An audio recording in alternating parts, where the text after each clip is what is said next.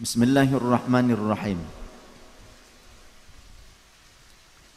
Ya'lam, ketahuilah olehmu, waffaqakallahu ta'ala lidzikri, semoga Allah subhanahu wa ta'ala memberikan kemampuan kepada kita, kekuatan kepada kita untuk mampu terus berzikir kepada Allah subhanahu wa ta'ala.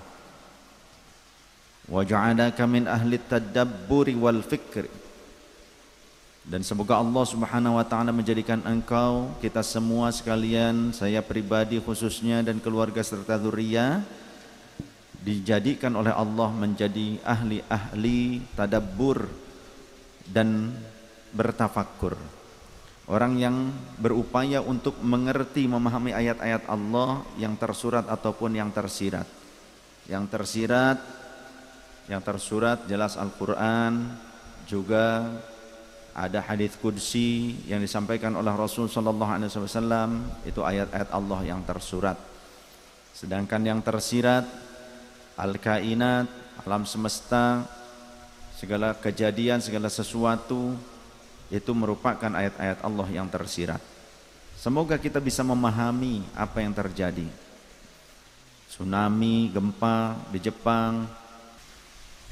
An-dzikra tardadul ismal madhkuri alal qalbi wal lisani wa huwa amrun lazimun wa fardun daimun.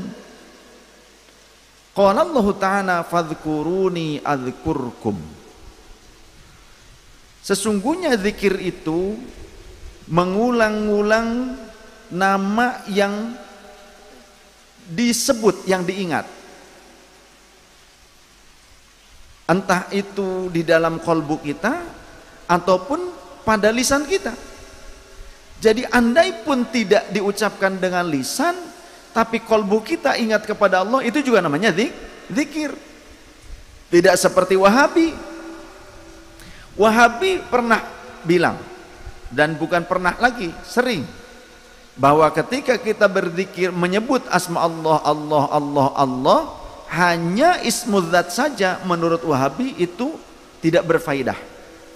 Ketika menyebut asma Allah, Allah, Allah, kata Wahabi itu tidak berfaedah. Asma Allah hanya berfaedah ketika disandarkan, kata orang Wahabi nih, ya. Makanya kalau jadi Wahabi bukan menjadi pintar, malah jadi gobloknya nih. Goblok tuh bodoh itu. Kalau ingin ladar lemas pakai bahasa Arab boleh kan, mereka harus pakai bahasa Arab, antum, ana gitu kan. Ya akhi, ukhti gitu kan. Ya balik jahil gitu. Menurut mereka barangkali kalau jahil itu lemes gitu kan. Padahal ya bahasa Jawa ini yang goblok itu lah.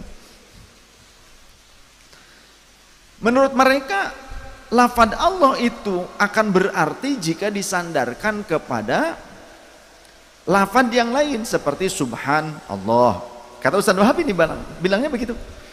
Kemudian Allahu Akbar, Masya Allah. Kemudian juga kalimat-kalimat yang lainnya. Sedangkan Asma'ullahul Husna yang 99 saja, andaikan kita tidak menyandarkannya dengan yang lain, itu juga sah-sah saja sebetulnya, ya. Sah-sah saja. Seperti kutipan dari syairnya Syekh Mishair Rashid, Rahman ya Rahman. Jadi lafaz orang Arab seringkali ketika mereka itu merasa takjub atau merasa kaget atau apa, mereka seringkali Allah, Allah, Allah gitu kan.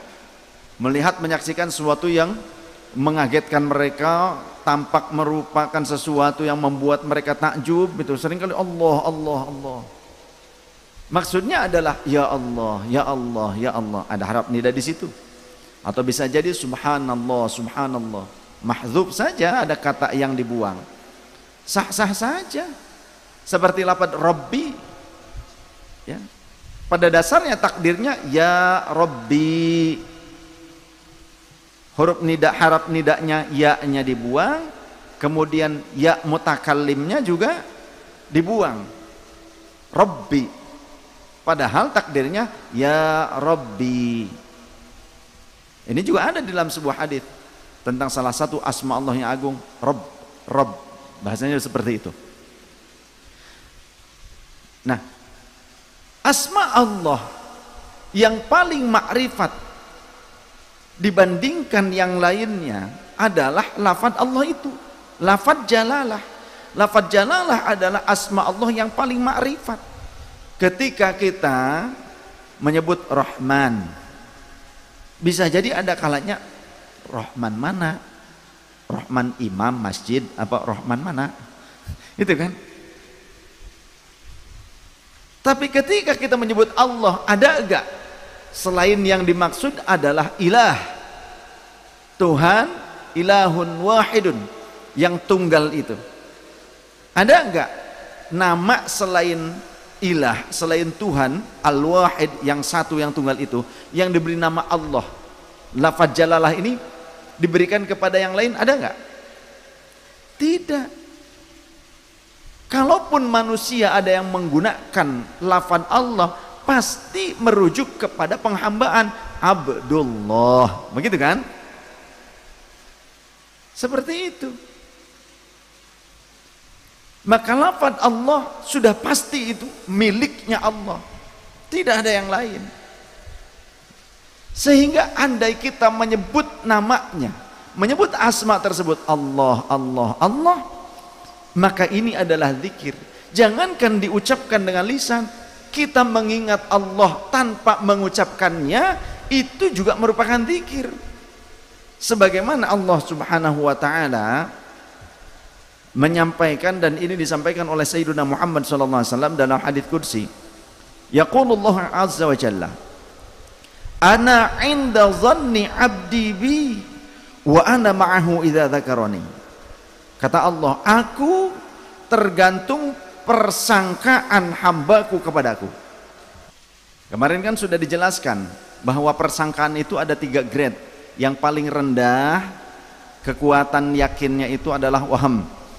Kemudian pertengahan 50-50 syak, naik agak banyak atau lebih banyak, lebih dominan rasa yakinnya, itu adalah zon, minim ketidakyakinan. Kalau yakin adalah 100%. Nah di sini ini tentang bagaimana Allah Subhanahu wa taala masih menghargai dan menilai persangkaan hambanya atau sugesti sang hamba. Kenapa? Karena zon, persangkaan sang hamba merupakan bagian daripada keimanan.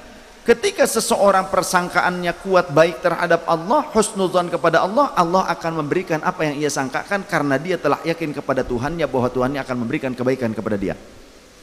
Tapi kalau dia menyangka Allah akan memberikan keburukan kepadanya, maka Allah akan memberikan kepadanya. Karena apa? Karena dia hanya meyakini apa yang dilakukannya saja, tidak meyakini kepada Tuhan akan rahmatnya. Jadi kita harus baik sangka kepada Gusti Allah, baik sangka, tak diberi sekarang pun nanti di akhirat toh, gitu aja. Bahkan nanti kata Rasulullah di akhirat itu akan banyak orang-orang di dalam surga, bahkan di surga sudah masuk surga, akan ada banyak orang yang mereka mengeluhkan. Apa yang dikeluhkan oleh mereka? Mengeluhkan andai saja ketika mereka melihat ahli surga yang lain yang ketika di dunia doanya belum diijabah, maka kemudian ijabahnya oleh Allah diberikan di surga di akhirat. Maka yang dulu di dunia inginnya cepat-cepat diijabah, segala keinginannya inginnya di dunia disediakan oleh Allah, diberikan oleh Allah, yang nanti di akhirat cuma mungkin sedikit saja diberikannya. Sedangkan yang ketika di dunia mereka tidak diberikan tapi diberikannya di akhirat, nah yang diberikan di dunia ini akan merasa iri, akan mengeluh, andai saja dulu permintaanku tidak diberikan di dunia tapi di akhirat, tentu itu lebih baik. Ya kan inginnya selalu di dunia gitu. Fa in dzakarani fi nafsihi dzakartuhu fi nafsi. Jika hambaku mengingatku di dalam dirinya, tidak dengan lisannya tapi di dalam kolbunya, di dalam jiwanya, dzakartuhu fi nafsi, maka aku pun akan mengingat dia di dalam zatku, dalam diriku, kata Allah Subhanahu wa taala. Wa in dzakarani fi mala'in dzakartuhu fi mala'in khairim minhum. Dan jika hambaku mengingatku, berzikir kepadaku fi mala'in, di keramaian, secara terang-terangan, terbuka, Dzakartuhu fi mala'in khairim minhum, maka aku pun akan mengingatnya, menyebutnya di keramaian yang lebih baik dibandingkan dia. Kalau kita di keramaian manusia, tapi Allah akan menyebut-nyebut orang tersebut di hadapan para malaikat, sedangkan para malaikat itu lebih baik dibandingkan manusia. Manusia yang bagaimana? Manusia yang buruk, umumnya yang berdosa maksudnya. Wa in taqarraba ilayya bisyibrin taqarrabtu ilaihi dzira'an, dan jika hambaku mendekat kepadaku, ini makna kiasan, bukan berarti makna jarak seperti antara kita ke teman kita yang ada di Jakarta, bukan seperti itu. Tapi mendekat kepada Allah yang dimaksud adalah bentuk bahasa kiasan, ya, ilayya bisyibrin, mendekat kepadaku dengan seukuran sejengkal, taqarrabtu ilaihi dzira'an, maka aku akan mendekat kepadanya satu hasta. Wa in taqarraba ilayya dzira'an taqarrabtu ilaihi ba'an, andaikan ia mengingatku, mendekat kepadaku dengan seukuran kecepatannya atau jaraknya itu sekitar satu hasta, maka aku akan mendekat kepadanya dengan seukuran satu depa. Kalau satu hasta, satu ukuran tangan, sedangkan satu depa berarti dua tangan yang dilebarkan, ya, kemudian dari ujung jari ke ujung jari ini, kanan dan kiri, ini namanya satu depa, satu bentangan tangan kita. Wa in atani yamshi ataituhu harwalatan, dan andaikan hambaku mendatangi aku dengan cara berjalan, ataituhu harwalatan, maka aku akan datang kepadanya dengan cara berlari. Ini bahasa kiasan, artinya apa? Allah akan membalas segala kebaikan sang hamba lebih hebat, lebih dahsyat dibandingkan apa yang dilakukan seorang hamba kepada Tuhannya. Rawahul Bukhari wa Muslim. Fadhkuruni adzkurkum, kata Allah, berzikirlah kalian kepadaku, niscaya aku pun akan mengingat kalian. Qala Rasulullah sallallahu alaihi wasallam, ala unabbiukum bi khairi a'malikum wa azkaha 'inda malikikum wa arfa'iha fi darajatikum wa khairun lakum min infaqidh dhahabi wal waraqi wa khairul lakum min an talqaw aduwakum fatadribu a'naqahum wa yadribu a'naqakum. Rasul bertanya, apakah kalian tahu, maukah kalian aku ajarkan tentang sebaik-baik amalan untuk kalian, bagi kalian, dan yang paling bersih di hadapan Tuhan kalian, dan yang paling bisa mengangkat derajat kalian, dan yang paling baik bagi kalian, lebih baik bagi kalian dibandingkan menginfakkan emas dan perak, dan lebih baik pula bagi kalian dibandingkan kalian berjumpa dengan musuh kalian hingga kalian papuket. You know papuket? Apa itu papuket? Gelut, hingga kalian gelut dengan musuh-musuh agama, dengan orang Israel, dengan pasukan Zionis, ya, contoh-contoh, hingga ternyata kalian memenggal batang leher mereka, ataupun mereka yang memenggal batang leher kalian, entah mereka yang tewas atau kalian yang tewas di medan tempur. Qalu, para sahabat bertanya, bala, tentu ya Rasulullah, kami ingin mengetahui apa itu ya Rasulullah. Qala, Rasulullah menjawab, zikrullahi ta'ala, itu adalah zikir kepada Allah Subhanahu wa ta'ala. Karena maju ke medan tempur pun jika tujuannya adalah untuk mencari ghanimah, harta rampasan perang, maka tidak menjadi syahid andai mati di medan tempur. Atau ingin dikenang sebagai pahlawan, ingin disebut sebagai syuhada, ingin disebut sebagai veteran perang, maka bukan seorang syahid. Seorang syahid adalah orang yang tulus, orang yang tulus. Adapun nanti dia disebut veteran perang ke, disebut sebagai seorang syahid ke, syuhada, itu adalah penilaian manusia, dan itu sebuah keniscayaan pasti akan terjadi, melekat pada dirinya. Ya, makanya Mbah Mansur dulu nggak mau disebut aing berjuang lain rek disebut pahlawan. Saya berjuang bukan ingin disebut pahlawan, walaupun beliau pahlawan bahkan pahlawan perintis, ya, pahlawan kemerdekaan, jauh sebelum masa kemerdekaan, kemudian di zaman kemerdekaan, awal-awal kemerdekaan, ketika awal merdeka, pasukan sekutu datang lagi, Mbah ikut serta melawan. Gitu. Tapi di makbarohnya ada nggak tanda pahlawan? Nggak ada ya, karena bukan keinginan beliau. Tapi kalau kita mengusahakan itu ya sah-sah saja, boleh-boleh saja kita mengajukan agar beliau dinobatkan sebagai pahlawan kemerdekaan, pahlawan pejuang kemerdekaan, ya sah-sah saja. Tahu itu mah kita, bukan beliau, kan yang memperjuangkannya kita berarti.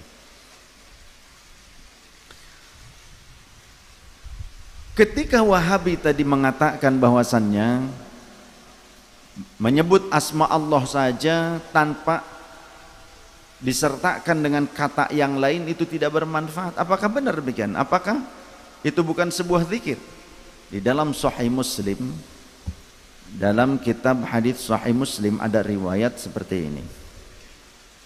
Haddatsani Zuhair bin Harb, haddatsana Affan, haddatsana Hammad, akhbarana Thabitun an Anasin anna Rasulullah sallallahu alaihi wasallam qala la taqumus sa'atu hatta la yuqala fil ardi Allahu Allah.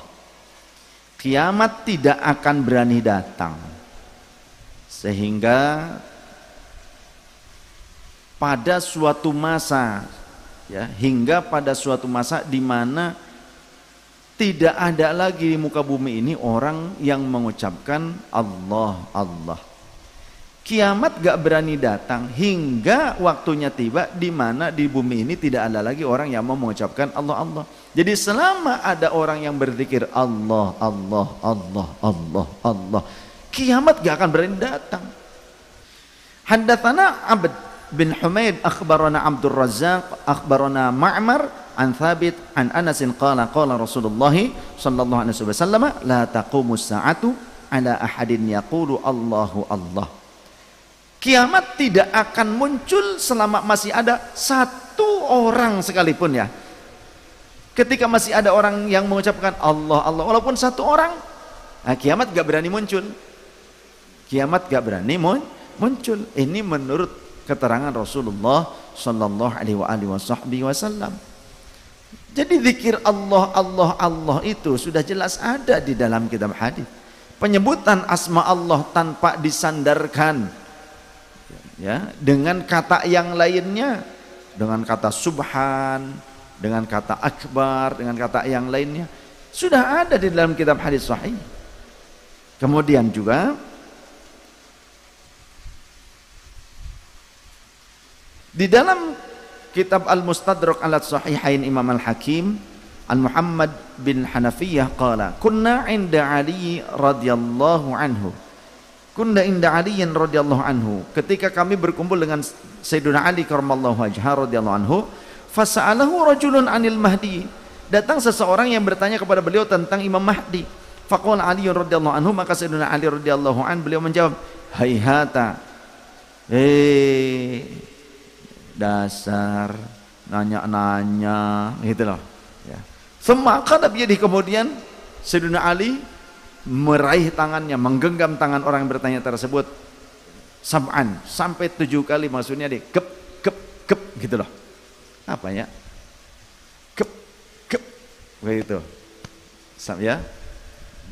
Meraih-raih, mungkin mencet-mencet gitulah, ya, atau menepuk-nepuk gitu. Sampai 7 kalinya. Lalu kemudian faqala, maka Sayyidina Ali berkata, dzaka yakhruju fi akhir zamani idza qala ar-rajul Allahu Allah qutila. Al-Mahdi akan muncul di akhir zaman ketika orang mengucapkan Allahu Allah qutila, akan dibunuh. Dan sekarang sudah terjadi belum? Sudah ternyata. Beberapa tahun yang lalu di Mesir, satu masjid, sebuah masjid yang jamaahnya mayoritas adalah pengamal Thariqah Idrisiyah. Zikirnya ahli Thariqah kebanyakan kan zikir ismudzat Allah Allah Allah, diantaranya kan itu, selain nafyu itsbat la ilaha illallah. Itu dibom, 30 orang wafat. Kemudian di Pakistan apa di India, seorang mursyid Thariqah Qadiriyah mau sholat subuh ke masjid, berangkat dari rumah nih sebelum subuh, ditembak, dibunuh. Kemudian beberapa waktu yang lalu di Sumatera Selatan, ya, itu juga sama, ibu yang dibunuh oleh anaknya, itu mah sedang tadarus. Jadi di kita mungkin mereka baru melontarkan kalimat-kalimat tajam, pedas dan fitnahan saja bahwa kita zindik, kita ini kafir, kita ini bid'ah, pelaku bid'ah, sesat, paling juga itu, ya. Tapi banyak upaya-upaya yang ingin dilakukan oleh mereka untuk menghalalkan darah para pengamal thariqah, sehingga menurut mereka pengamal thariqah itu zindik, sesat, ngakunya Islam tapi ternyata kafir menurut mereka. Dan mereka mengatakan ketika ada seseorang itu sesat, maka halal untuk dibunuh, pelaku syirik akbar. Oleh karenanya pentingnya ilmu agar kita tidak salah di dalam mengamalkan syariat, tidak salah di dalam berislam, agar Allah Subhanahu wa taala benar-benar ridha atas apa yang kita lakukan. Fahuwa saiful muridina wa hisnudz dzakirina wa mansyurul wilayati ay mamsakuha. Jadi zikir merupakan senjata bagi para murid. Murid itu adalah orang yang memiliki tujuan untuk wusul kepada Allah, untuk sampai pada keridhaan Allah, sampai pada ma'rifat kepada Allah. Juga perlindungan, benteng bagi orang-orang yang berzikir, wa hisnudz dzakirin. Orang-orang yang berzikir, maka zikir itu akan menjadi bentengnya, dan ini benar, nyata, ya. Sehingga seringkali para ulama kita, guru-guru kita, pejuang juga, pejuang bangsa, mereka memperbanyak zikir dan mengajarkannya kepada orang lain sebagai bentuk pembentengan. Zikir adalah benteng yang kokoh bagi siapapun yang senantiasa berzikir. Yakinlah Allah menolong, sebagaimana Allah Subhanahu wa taala menyatakan, ana ma'a abdi idza dzakaroni. Aku akan menyertai hambaku selama ia terus berzikir kepadaku, ya. Kemudian juga zikir akan menjadi sebuah makom kekuatan dan kekuasaan.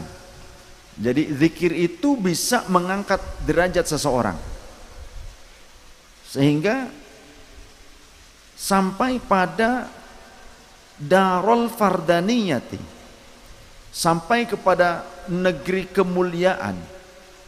Negeri kemuliaan ini entah secara fisik di dunia, di hadapan manusia, tapi juga secara ruhani.